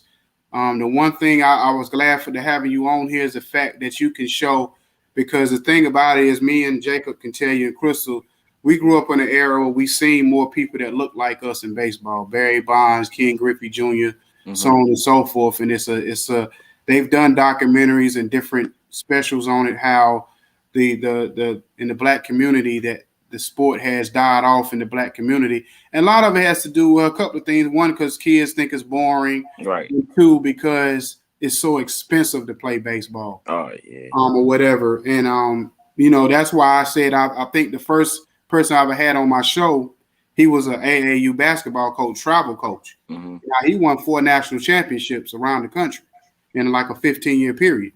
But he has no support from our city, where he has to come out of his own pocket to sponsor his own kids. And I would say, like, when it comes to your community, let's say if you have a local grocery store or whatever it is in your community, I think it should be by law, they need to kick back a little bit for these programs to make sure these programs are running good, and that'll keep a lot of time to keep kids off the street. Now, I know for me growing up, I played so many sports from the time I was probably 5 until I was 15, 16, even locally in the city, where it kept me from being running around on the streets, because all I cared about was just playing either sports with my friends or going to playing organized sports. Right. So I think we have to get back to that. So I'm glad to see that you looking at it from all aspects, that not only you just thinking about yourself and getting out, you actually paying it forward by looking at these younger kids and saying, let me help them build up and have, like you say, you make it fun for them. So maybe, 10 years from now, when these kids are 17, 18 years old, they'll remember AJ and say, man, he was the reason why I stuck with baseball and made a career out of it. Because like I said earlier, baseball, which people don't realize, you don't have to be like, basketball, if you're not at least a certain level, you're not going to make so much money. Your career not going to last as long. But baseball, you can be, average, even though it's hard to be average. But you can be average and make $10 million and play 20 years. You know what I'm saying? So I just commend you for everything that you're doing, brother. I really do. Appreciate that. Thank you. Right. Yeah. So AJ, man, salute to you, King, and all that good stuff, man. And keep striving for excellence, man. And always remember, man. God got your back for sure. Like, let me ask you, do you watch football? Do you watch football? Oh, yeah, I watch football 100%. Well, shoot, you know what you can do with us today, bro? If you got time, we about to go over these. We about to go over these games. Okay. So if you got time, we about to we about to make predictions and stuff on these games. If you want to stick around and make predictions with us. Oh yeah. I ain't got nothing but time for me. I'm down. Yeah. Okay. Let's have some fun. We done got all the serious stuff out the way. Let's have some fun a little bit. Who's your team though? Who's your football team? Yeah. I've been a Panthers fan since I started. The Panthers was my team. You know, they had Cam Newton, but you know, it kind of hurt my soul when they cut my boy loose. You know, it really hurt me. But now we got Christian McCaffrey now as a running back. You know, I feel like he's one of if not the best running back in the league. But you know, that's just my opinion. But you know, AJ, you know, that's just my opinion. So yeah, I try to keep up with it a little here and there. I ain't too fond of it, but you know, I keep up with the sport every now and then. Yeah. Okay. Fix it, Jesus. Well, shoot, it's kind of funny because on my paper here, the first game I got is the Patriots versus the Panthers. So I kind of already know what you probably gonna say. Who you feel gonna win the game? Oh yeah, I mean, I gotta lean towards the Panthers. I gotta lean towards them, but you know, the Patriots, you know, I feel like they're not as sturdy as they used to be, you know, with Tom Brady. But you know, they still gonna get the job done. So I feel like it'd be a close game. I kind of think. Okay. So what you got, Crystal? You know I'm going Patriots now. Come on. Oh yeah, I forgot you was a Patriots fan. Oh man. Yeah. It'll be I'm still trying to figure out if she was Patriots before when they had the little Patriot on the helmet, or she Tom Brady Patriot. Tom Brady. Wow. You know what I'm saying? I do like Tom Brady, but actually I started liking the Patriots because of Ben Coates and Ben Coates from Greenwood. Yeah, Right, so Jake? yeah. Oh, okay, yeah. So you That's when I started. you definitely didn't the Patriot Right. on the helmet Patriot then. Okay. Right. Yeah, she is. So Yeah, yeah. you only the second person I know that's like that. It's only matter of fact, the guy that told you about the AAU coach, he was a Patriot fan, and he's a Patriot fan back from Drew Bledsoe. So he was a Drew Bledsoe fan.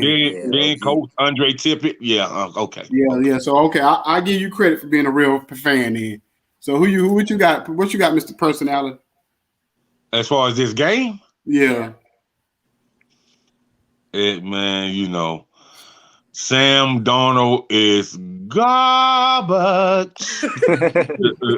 so you know, I'm a lean toward more, you know, the Patriots. Man, I just I don't know if I want you rooting for I don't really say stuff like this, man. You know, but since Thanksgiving coming up, you know, I'm gonna go ahead and give them a little bit gratitude, you know, so they may have a good turkey or something to eat.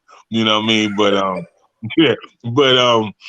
yeah, man. I just don't think that it's working out for Sam Darnold. I don't know, because they was talking about y'all secondary and how great it is. The Panther secondary, but you know, if I just think overall the Panthers coach is gonna get annihilated by Bill Belichick, man. You know, he's like IQ of football, man, and how he can mix that thing up is like, it's crazy. So, you know, and I just don't think Sam Darnold, you know, I mean, he just remind me of a kid in the parking lot that plays with a Nerf football. I mean, I just can't, bro. I just can't. In fairness, he was having a good season. 100%. Yeah, Sam, he ain't doing the job. Yeah. I mean, I got the Patriots. I mean, just because how I think, even though I'm not really a Bill Belichick fan as a person, because I hate his personality of how he carries himself, but you know what I mean. But I'm just saying, but I just think that he a genius, especially when these type of coaches that these type of quarterbacks who, like a Sam Darnold who's still trying to figure it out, and you know, Bill Belichick, he gonna expose Sam Darnold. It ain't gonna be fun. It's gonna make him look ugly out there with Bill Belichick. Oh man, because you think about it, he made Tom Brady look like a deer in headlights a couple of weeks ago, even though they won that game. Yeah, Tom Brady looked like he was a rookie in that game. Oh my God! No, that wasn't no rain. That was Bill Belichick. Tom was Brady raining looked too. like he know nothing about the game of football at It all. was raining too. Yeah, that I was mean, Bill come on. Belichick in Yeah, that game. yeah. Bill. See, that's what's wrong with y'all Tom Brady lovers. Every time Tom Brady have a bad game, y'all blame everybody else but Tom Brady. No. I'm not blaming nobody else. He had a bad game, but you're giving credit to all the credit to Bill Belichick, and I'm saying that the weather played a factor too, because you could see how the ball was getting away from him. It didn't. This man been playing ball for 2,025 years, and and the weather gonna affect Tom Brady, the GOAT. Yeah, he the GOAT. The GOAT. Hey, No. like Skip Bayless said, he the GOAT. If he the GOAT, he gotta play. He gotta play through that. He the GOAT. You know what I'm saying? So, but anyway, man, the next game we got the Bills and the Jaguars. I know who's gonna do the game, but we'll elaborate on it. I know everybody gonna pick the same team, but we'll elaborate on it. I'm gonna have to go Bills. Yeah, I'm gonna go Bills. I'm gonna go Bills. I'm gonna have to go Bills. I don't really know too much about that. I know the Jags got Trevor Lawrence, quarterback out of Clemson. Trevor Lawrence. Yeah, they got Trevor. Oh yeah, no, actually, I'm switching that. I'm gonna have to go Jags. I'm gonna go. He ain't got no protection, AJ. I know he don't, but I got faith in Trevor. With the Bills. If that happens, that's a major upset. So, AJ, so you like the underdog? Yeah, I'm a big underdog guy, but I only keep up with probably about six solid teams in the NFL that I really know if they're gonna win or not. But with teams like that, I just kind of go with the underdog most of the time. Just it'll feel good for me to say, yeah, I picked the underdog. So I just think on that scenario, the Bills and the Jags, if the Jags had, grown men blocking for them instead of toddlers, they ain't got no pass protection. I can't, man. Like those guys don't block nothing for them, man. I feel like toddlers out there. You said they had toddlers out there. Yeah. Oh wow. You know what? The reason why I can't go with the Jags just because Urban Meyer is a great college coach. But that joker looks so lost in the NFL. He looked about as lost as Steve Nash with the Brooklyn Nets. Listen, man. That joker looks so lost out there. Like they so over their head, it don't even make no sense how bad he looked. And I'm gonna take you back for a minute. Remember the game when the Jags actually won the game? Mm-hmm. And I remember seeing Urban Meyer on that sideline. He was in such agony. He couldn't even look on the – I've never seen a coach who couldn't look on the field as the plays was going on because he didn't know what was going to happen from play to play. Because they was right at the end. They was about to win. And, I guess he was like, please, Trevor Lawrence, don't mess this up. Please, team, don't mess. And he just sitting there just like this bent over looking at the ground. I've never seen a coach do that in all my life of watching football. Most coaches have that poker face. You know what I'm saying? That's not why he was doing that. That's not why he was doing the icon. Keep it real about Urban Meyer, man. Like, let's keep it always focused. Urban Meyer had his head down like that, man, because he didn't want to be there. He thinking about the Hennessy that he was drinking, and he thinking about them scribbles that's texting his phone every 5 seconds. I knew you was gonna say something like that. I knew you was gonna say that, boy. Hey, he might have been hungover. Maybe he was about to let that food go, whatever. But he'll be back. But yeah, so I know you picked the Bills too, right, Crystal? Yeah, I did. Okay. So next we got the Falcons versus the Saints. Oh no. Because the problem have to go Falcons. I would say Saints, but they just lost my boy Jameis. Right. I was hurt because the Saints almost beat the one of the Buccaneers. No, they did beat them. No, they did beat them. Oh, they did beat them. Okay, yeah, I ain't finished watching that game after Jameis came out. So I don't know how they played without Jameis. I feel like Jameis the QB of course is a big role, but I feel like Jameis and the Saints. That was a good fit for him. He came in, he did what he had to do. He kind of proved the point. He stepped up big time with the Saints. I felt like, I feel like I'm gonna have to go. I'm probably have to go Falcons. I feel like the offense won't work as smoothly and won't have the same deep balls and stuff like Jameis did. So I'm gonna have to go Falcons. Well, I mean, I'm gonna say, man, I'm and the the only thing about Atlanta to me is you can't never tell about the Falcons, man. You really Right. can't never tell about. You can't really never tell if they left the script club or you can't really never tell if they just left the after hours home because they just look so sluggish out there on the field, man. Like, instead of calling the Atlanta Falcons, man, I just got to call them the Atlanta Pigeons. Like it's just that no, man. So I'm gonna definitely take the Saints. Oh man. I don't know because you don't know what Falcons team gonna show up. Matt Ryan always has this period in the game where he want to get a game to the other team. Mm-hmm. I don't. I'm gonna go Falcons though. I'm gonna go Falcons. I'm gonna say pull it out. See, for me, I stayed in Atlanta for 11 years, and I did security for the Falcons at the field at the old stadium. Mm-hmm. And the spirit then was like off the chain. Like when you go into Atlanta Falcons game, you feel like it's a big party in there, and the whole nine. Now, I went to a game earlier this season when they played against my team, the Washington team, and me and my brother-in-law was sitting there. We was just talking about because that was the first time he had been in the game that season. Or whatever, and then they got in the new stadium, and the spirit is gone. Like it ain't no more. It ain't the same at all. But the thing about the Falcons and the Saints rivalry, the Falcons and the Saints rivalry is different. You know what I'm saying? Because they truly hate each other. They really do. That's why I was so ironic how when the hurricane hit and the Katrina hit, and all these New Orleans people moved to Atlanta because they truly hate each other. You know what I'm saying? So that was kind of the weird part. So, but I'm only reason I'm gonna pick the Falcons because of what you said, AJ, with Jameis Winston going down, and we can't trust a Trevor Siemian for 2 weeks in a row. That just ain't gonna happen. Is that who's gonna be the quarterback and not Hill? I mean, even they got Taysom Hill. Taysom Hill he like Tim Tebow 2.0. Yeah, he know better. He ain't much better. So I mean, you can run more gimmicks with him though. I mean, yeah, you can run more. You can run more gimmicks with Taysom Hill, but he ain't gonna get the ball to nobody. You know, he gonna be like 5 for 10 throwing the ball because he gonna throw the ball about 10 times a game. So it's gonna be like a high school game out there. Mm-hmm. You know what I'm saying? So like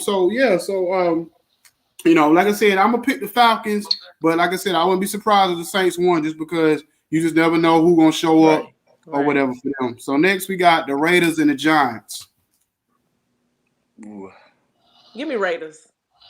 Yeah, I was gonna say Raiders too. I feel like that was pretty easy for me. I'm gonna go Raiders. Oh, okay.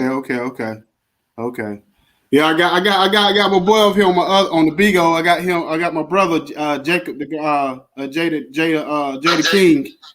So what you got? I got the. Why you like you about sleepy, man? Man, I'm struggling real. We was up celebrating with the family last night. Okay. So we going through these picks, man. Well, I'm gonna let you chime in like you from satellite or something. So who you got? You sound like you on satellite. So who you got? The Giants or the Raiders? Giants or the Raiders? Yeah. Man, with everything going on with the Raiders right now, that chaos they got going on. I mean, this is one that the Giants can come in and steal, to be honest. Good morning. How are you doing this morning? I'm doing all right. Right. Daytime stuff like this unites a team, too, though. Okay. The team close. Okay. Raiders have still been balling. I mean, they're going to miss Ruggs, but where's it at? Is it home or away? This game is in New York. In New York? Yeah.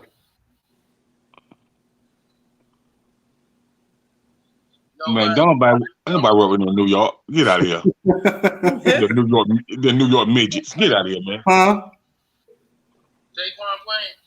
But I don't know if Saquon playing. Y'all know if Saquon playing? Man, don't nobody care about no New York midgets. Stop that, man. Yeah. Go to pick them Raiders and come on. He said, everybody said, go pick a team and quit asking so many questions. Let's pick a team. You asking too many questions. You got to bet on the game. Okay. I'm gonna go Vegas. Okay, he said Vegas. So You ain't got no choice but to go Vegas. You know, because Vegas ain't worried about what happened. Because you in Vegas. Vegas last night they was out there tossing it up and you know, they're out there tossing it up a little bit and now you know they gonna go tossing it up in Vegas, so it don't matter. Yeah, it don't matter, man. So I'm gonna go with the Raiders too, man. I just think Derek Carr is playing. He playing the best football of his career. Yeah. The thing about it is too, a lot of people don't realize he got MVP type numbers. Mm-hmm. But a lot of people don't like Derek Carr. He talking about forgive John Gruden. What? Forgive John Gruden? Man, if you know, set your happy ass down somewhere, talking about forgive John Gruden. That's who need to get Odell Beckham. That's who need to get Odell Beckham. But we'll talk about that in a minute. But that's who need to get Odell Beckham is the Raiders. You know what I'm saying? Especially the fact that they right there, you know what I'm saying, with a chance to win his division. Right. We definitely should need to pick him up. But next we got the Vikings and the Ravens. This one gonna actually be a pretty good game. Yeah.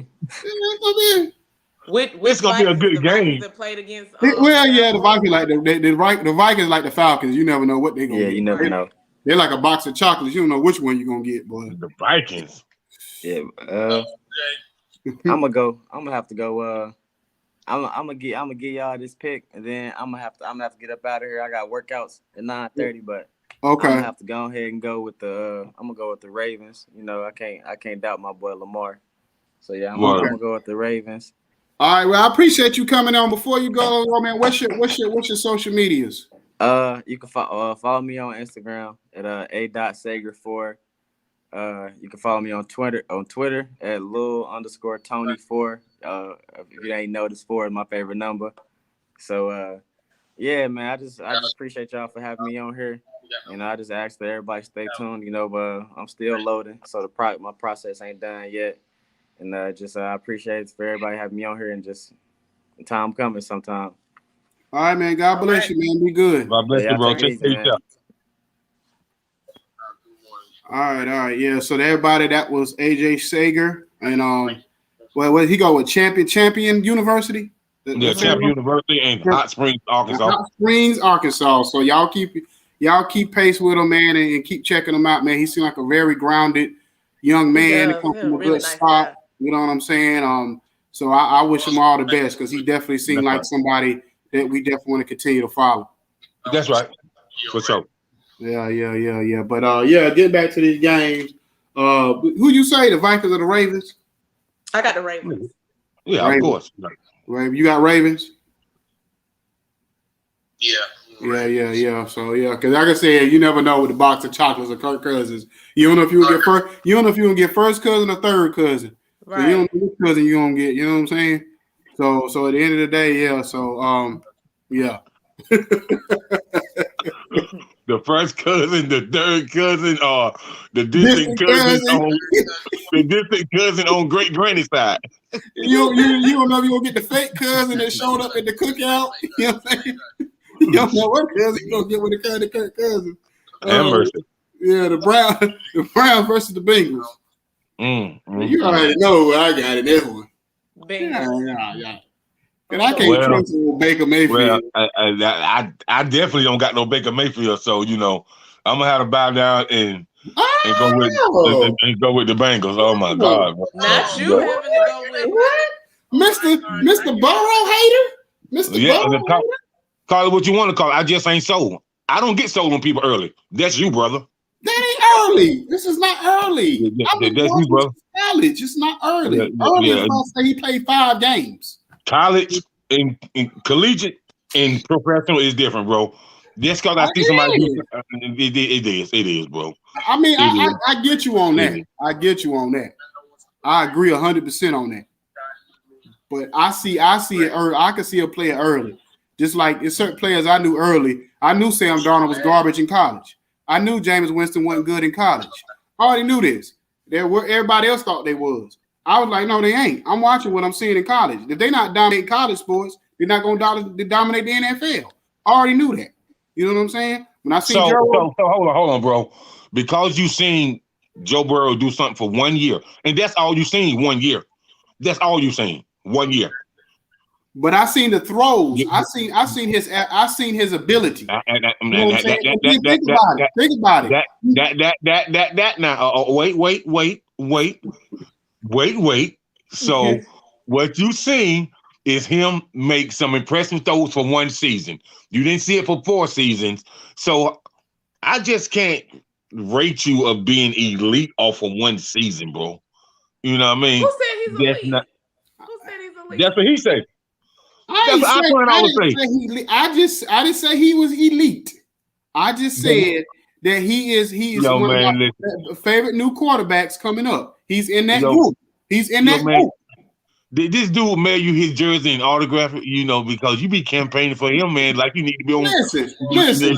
And Crystal can tell you this. Him and Jamar Chase picked up where they left off. That's hard to do. They was dominating college, and him and Jamar Chase is dominating the NFL. They have the best 1-2 connection in the NFL right now.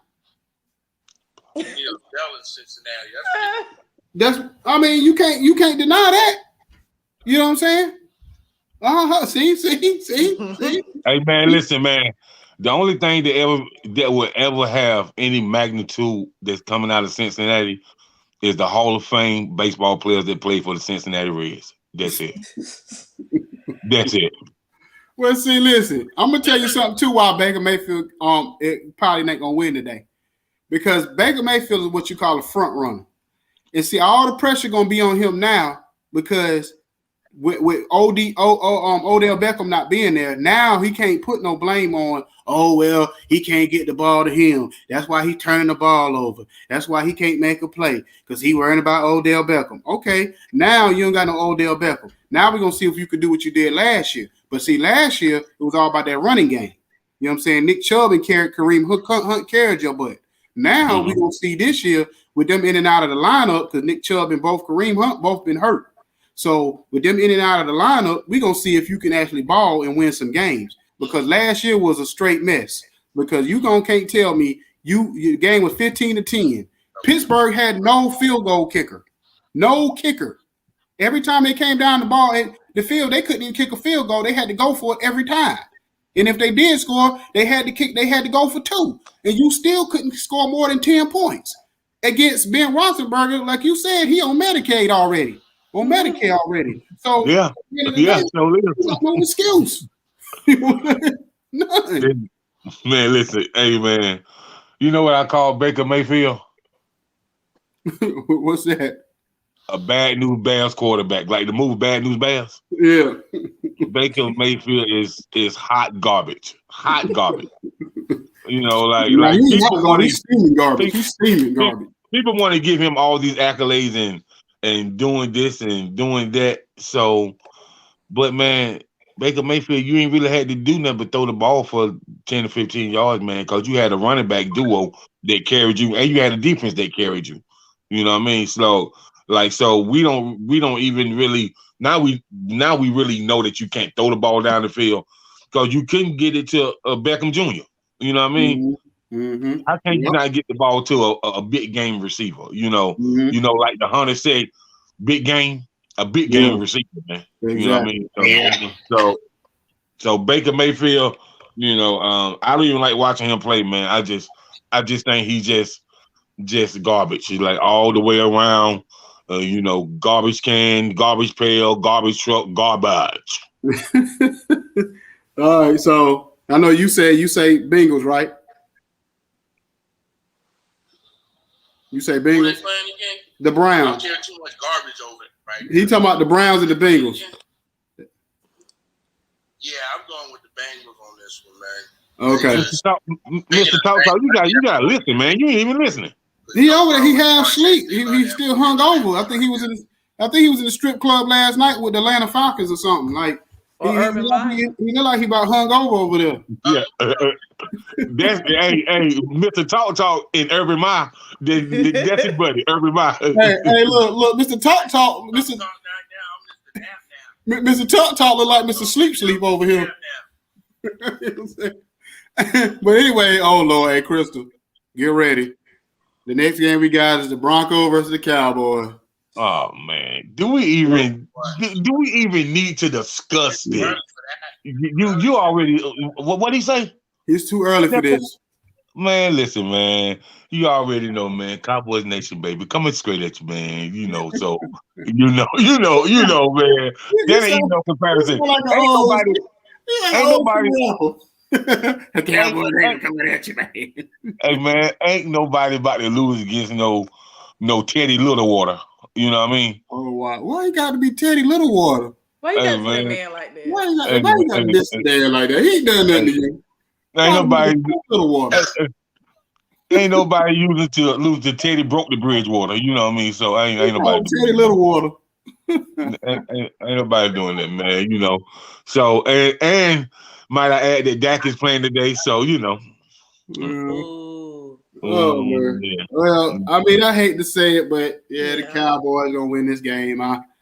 I've been picking to get. Maybe if I actually pick them and win a game, they'll lose one because I've been picking them to win and lose every week. Dang deal. So did he just say ho? Did he just say the Cowboys was gonna win? That's what I said. I said they're gonna win this game. Oh man! Now I would be so glad. I'll be so happy if I'm dead wrong. I can't. I can't. It just gives me great pleasure that the prayer call I was on for you to come to your senses, it did work. It worked. God is real. No, the prayer call didn't work. The team they playing worked. That would work. The team they going against work. They ain't do no prayer call. Don't put that on Jesus. But you know the Bible said fools come to their senses. Fools come to their senses when we know who they playing against. That's the fools come to their senses. hey, you know, Father, forgive him because he know not what he say.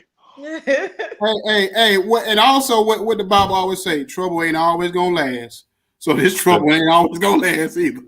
I hear you. So Krista, who you got? I got Dallas.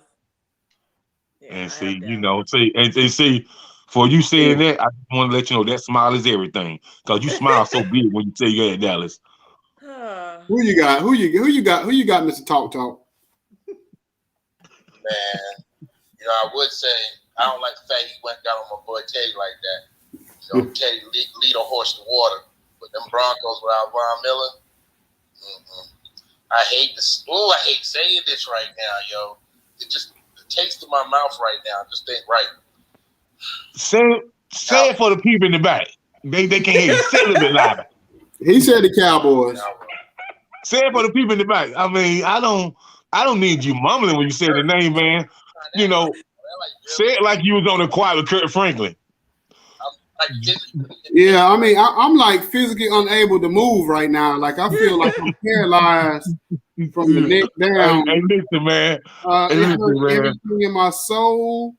I feel like Kurt Franklin right now. GP, are you with me? Yeah, it just everything in me everything in me. I'm gonna need a drink after this because everything in me just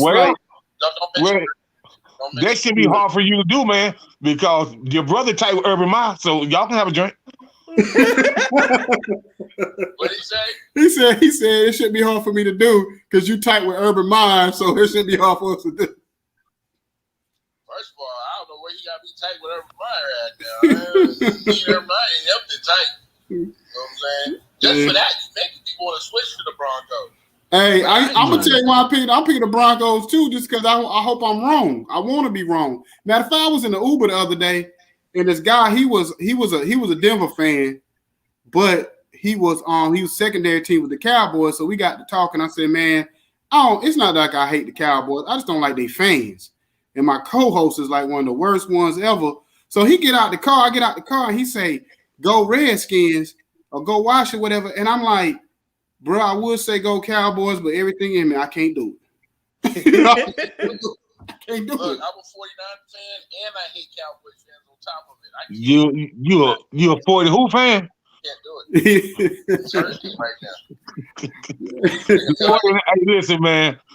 Because of what you guys have displayed and done to Colin Kaepernick, karma is going to bite you consecutively, repeatedly, and viciously. He said you got to keep telling that he know. We're gonna rectify that karma with Trey Lance. Trey Lance is gonna rectify that situation. That's Trey Lance is not going to rectify nothing but the honey bun that he's eating sitting on the bench. He coming. Watch, he coming. Okay. He coming. I bet you Brock Lloyd there. I bet you Playboy G, Jimmy G Playboy, whatever they call him, he ain't gonna be there next year. Trey gonna be. So you tell me who gonna take Jimmy G contract? That's what I want to know. That's what I want to know. Say what now? What the money at, player? What the money at, player? He said he gonna take Jimmy G contract. Jimmy G contract after this year pretty much ain't worth a damn anyway. So no, you're wrong. Jimmy G got a huge contract. I don't know, but you know in football, because what year is he in his contract? Because number 3, probably about year 3, bro. We gonna trade him for some Dunkin' Donuts, Trey Lance, and a croissant. It ain't really Jimmy G. It's y'all offensive line, y'all offensive lineman, man. It's like 3 cats in the alley after somebody just fed them some table scrap. They just lay there. They don't do shit. That's why I think it's good that Trey ain't in there right now. Yeah. He can sit back and just learn the system right now. That boy gonna be something special. Yeah, Trey Lance. I think he gonna get his chance. I think he get his chance or whatever. I'm not completely sold on him yet, but I think he gonna get his chance. You know what I'm saying? I think he got an opportunity to do something because plus he in a good system. So anyway, we got the tech. Oh Lord. We just gonna everybody make a quick pick. We ain't even gonna elaborate. The Texans and the Dolphins. Just make a pick. The Dolphins. The Dolphins. Yeah, that's like watching a high school game in the middle of the week for no reason because you got nothing else to watch on TV. Right. Yeah, I'm gonna pick the Dolphins just because they're at home. I don't really don't care. Yeah, and everybody they're gonna be partying anyway. But they party in Houston, they're gonna party in Miami, and they ain't gonna know what to do with themselves. But the Chargers versus the Eagles. The Chargers. And okay, I'm gonna say this. I'm gonna get out of here because you know it's Sunday morning. So, but anyway, I'm gonna say the Chargers. I really like the squad the Chargers have. I think the Chargers is gonna be a team to be reckoned with in the next coming years. And this year, it's a lot of teams that they are better than, but a lot of games that the Chargers has lost come to lack of coaching IQ. Just like when the Cowboys beat the Chargers, it was lack to their coach's IQ why we won that game. You know what I mean? It's nothing that the players did, but it's a lot of coaches that had head coaching jobs and they couldn't coach somebody out of wet paper bag. It's ridiculous. It's ridiculous. So you know, but hold on, man. I told you last week we go from 8:15 to 10:15. Hey, man. Hey, listen, man. Hey, man. Can you save my soul? No, that's what I'm saying. Okay, brother. That's what I'm saying. I totally agree with you going to church because you know what I'm saying. If I was home, I'd be at church myself. What I'm saying is, I said we can go from 8:15 to 10:15 because I know you got to leave. I mean, I don't remember you said 8:15, but we can change that narrative. So okay. Yeah. Because your soul need to be saved. Because you need to be saved from the Cowboys. That ain't got that. Hold up, man. Go to the altar the other day. Go to the altar and get delivered. What you don't realize, it's going to be a lot of people in that heavenly choir with that star on their hat. Well, I hope it ain't the Cowboys star. All right, brother. All right, man. We see you next week. We're gonna finish up here, man. But appreciate you. So definitely 8:15 next week. 8:15, man. Because like I said, I want you to be able to not feel pressured because one of these Sundays we're gonna spend a whole 2 hours getting on you when them Cowboys lose. I'm gonna take the whole 2 hours. We just gonna be focused on you. Hey, you know what? It's okay, man. But and I will say a prayer for the Washington Redskins. right, man. Whatever. Peace. All right, peace. All right. Well, anyway, man, we got a few more games to go. Let me see. We got I got the Chargers because I'm just a big I'm gonna go Eagles though. Really? Just to spice it up. I'm gonna go Eagles. Okay. I mean, I'm gonna say this though. The Eagles have been playing better, even though they're necessarily not winning.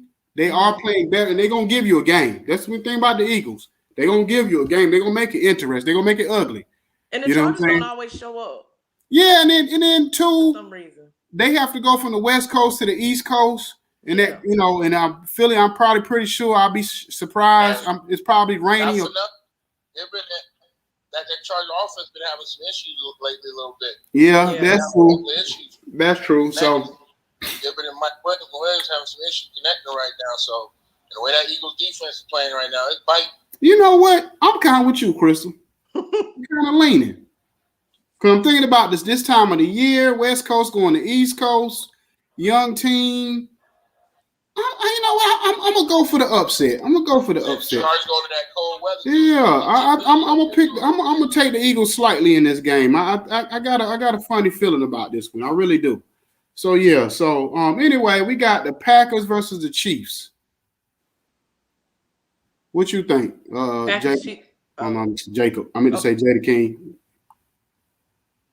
Honestly, right now, I think the Chiefs might get the Packers right now, especially because Oh yeah, that's right. That's right too. Oh my God. And Mahomes do right now. Oh my God, man! I ain't gonna lie, Crystal. That hurt my soul. When I seen Aaron Rodgers was out, man, I was looking forward to this game. Give me a bag of popcorn and man, chilling back like, yeah, this about to be the game of the week right here, man. Oh man, that hurt my soul. I don't care about no Jordan Love. I don't care how good he look. I don't care about none of that. You know what I'm saying? Like if he looked good, he looked good. But I wanted to see Rodgers versus Mahomes, man. Have we even seen that before? This is the first time we would have seen that, wasn't it? You know, they wanted it to be the Super Bowl 2 years ago. Yeah, but I don't think we've ever seen them in the regular season against each other. I don't think. Not. That's what I'm saying. This would have been the first time. You know what I'm saying? Yeah, that would have been the first time. But yeah, I'm gonna say the Chiefs because Patrick Mahomes, boy. Yeah, I think he's gonna come out with a chip on the shoulder this Sunday. They at the crib too, so I think they might mollywop the Packers. Yeah, exactly. Yeah, and then the fact that this Jordan Love first game, I just don't see him coming out balling like that because I mean it took Rodgers a few games to get acclimated with these all new receivers and Devontae Adams, that's his security blanket. Yeah, Honey Badger playing. Yeah, that's another thing too. That Honey Badger get that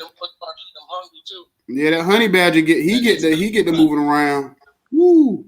Let me see. Next I got the Cardinals versus the 49ers. I don't think Kyler Murray playing. Oh, they said he might. Oh, they said it's a game time decision, so they got some time because that's a 4 o'clock game. Yeah, so they got a little time. They haven't ruled him out yet. I don't think. But he on my fantasy team, and they basically said he ain't playing. Okay, so because if he don't play, Kyler Murray might not play. Oh, I don't care if he's playing or not. We come for this one. It's a rivalry game. Oh, okay. Well, if he does play, I'm gonna say Cardinals, but if he doesn't play, I'm gonna say the 49ers. Right. That's just in the nutshell how I'm gonna put it because it's a rivalry game, so it could go either way. But I just think the Cardinals is a better team than the 49ers right now. But I feel like if he don't play, that just throws that Who is their backup? I don't know. Me. I don't know. I think me and you might be the backup this week. I don't know. So I don't have no idea who their backup is. So next we got the Titans versus the Rams. This is a very interesting game. Very interesting. No Derrick Henry though, so it's not that interesting to me. So give me the Rams. I'm gonna take the Rams, but I'm gonna tell you why it's interesting. Because anytime you go against a team and you know they depleted, sometimes you don't play your A game. That's true. You feel what I'm saying? So, and you never know what, and like I said, Ryan Tannehill is just like Matt Ryan and the Falcons. He's just like Kirk Cousins. He a box of chocolates, with sometimes what you going. Now, he's been playing more consistent this year. Yeah. But he will have them games where you be like, okay, who is this out here playing? Because, whatever. So you just never know. But I'm going to take. I don't think so, though, the Rams this year. The Rams look like one of them teams, like, they focus. They're on a mission right now, bro. So I don't think have any letdown games. And I don't think it's going to be one of them. Now we'll say this much. Henry out, King out. Yeah. So, you know what I'm saying? That second. Yeah, if Von Miller plays today, then that'll definitely give him a boost because they're going to be super excited if he out there today. So I'm not sure if Von Miller is playing, if he active today or not. But if he's active, then that's definitely going to give them a boost in their energy. Next, we got the last but not least, we got the Bears versus the Steelers, which that's probably about as bad as the Texans versus the right. Give me Steelers. You say give you Steelers? Yeah, give me the Steelers. I'm going to Bears. Oh, really? I think, you know what? I'm gonna go with Bears because I think that been playing better lately. Justin Fields, and I think it's a different type of energy in that locker room right now. So I think always there. Yeah. So I think the Bears may get them just because the energy right now that he's bringing. He's bringing them hope. You know what I'm saying? I think the Bears feel like they got hope. They got hope for the first time in probably 2 years. You know what I'm saying, or whatever. So I think I'm gonna go with the Bears on this one. So anyway, man, like I said, man, it was a great Sunday morning. We had Ajay Sager, the baseball player, great young man. He's already, showed us that he has a bright future on his hands, even if it's not in baseball on a professional level. He wants to be a baseball coach on any level, and he just got a good head on his shoulders, come from good stock. So I appreciate him coming through. Once again, everybody, we are going to be syndicated. Our last episode from last week is going to be on 420 Lit. 422 Lit in Atlanta, Georgia, an Atlanta, Georgia station today at 2 p.m. So our last episode from last Sunday is going to be airing this Sunday on there. So anybody wants to go and support that station and support us. We also have the Miss Benita show out of Delaware, New York area where we're going to be syndicated soon. I'm waiting for her to let me know when we're going to start they're going to start airing our episodes that we do on there. And then we have the Raw 808 out of Orlando with my man DJ Shoe, Press Box, and Juice XO and the guys down there. So they'll be putting our stuff up on their syndicated stations. And we got some more stuff coming very soon. So I just want to appreciate everybody for coming. Continue to follow us on 910 Sports /COG Radio. That's our Facebook page. So please follow there. Also, you can go to Instagram, 910 Sports Podcast. Please add us. It's a new Instagram. So if you see it, don't think it's a fake one. So that is the official one, 910 Sports Podcast. It used to be something else, but then something I had to end up. It's still there, but I can't get into it for whatever reason. I don't know, Instagram weird sometimes. So, but 910 Sports Podcast is the new Instagram page, and then 910 Sports /COG Radio is our Facebook page. So please follow us on those two. Crystal, do you have anywhere they can follow you on a personal level? Oh, you can follow me on Twitter. CMurder25. Oh, C-Murder, boy. Yeah. And then I got on our Wednesday night show, we got 910 Sports Reloaded on Bigo Live. And the people y'all hear in the background, that's Jay the King. What's your social media? Oh, shoot. The Instagram is now, it's changed to NSSX Vets. Okay, so we helping vets get qualified for for this 3M lawsuit. So if you want more information on that, hit up me or JD King on that, or whatever, on those two things or whatever. You can also see it on our pages also. But anyway, we'll see y'all Wednesday night at 10 p.m. Bigo Live with 910 Sports Reloaded, and next Sunday at 8:15 to 10:15 on 910 Sports right here on the CEV network. So y'all have a blessed rest of y'all day. Holla. It's your boy Icon E. Holla.